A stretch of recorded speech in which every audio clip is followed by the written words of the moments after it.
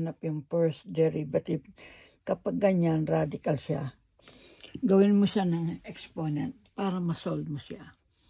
Kaya y, 1 minus x. Yung exponent niya, 1/2, diba? Kasi radical siya. Tapos yung buo. Yan. Okay? Kaya, isolve na natin. Derivative, okay? Ito, yung exponent, 1/2. Tapos, copy mo yon.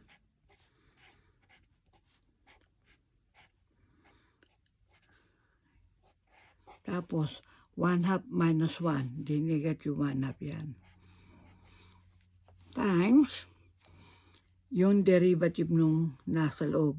Diba ito, radicals. Ito 0 yan. Kaya yung radicals, 1/2.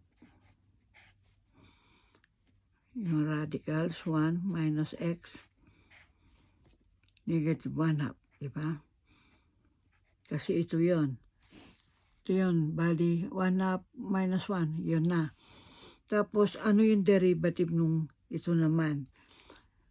Dahil negative x yan, ang derivative noon ay negative 1. Okay? Kaya, isosolve mo na. Ito, dahil negative yan, sabihin natin negative. Okay? Ito negative sa denominator yan, gagawin natin. Kaya negative 1, parenthesis, ay over yung 1/2 times 1/2, 4. Tapos ito, gawin mo radical. 1 plus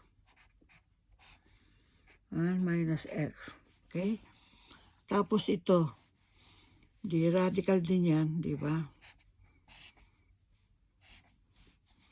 1 minus x. Negative yan, no? Kaya ito na yung answer mo.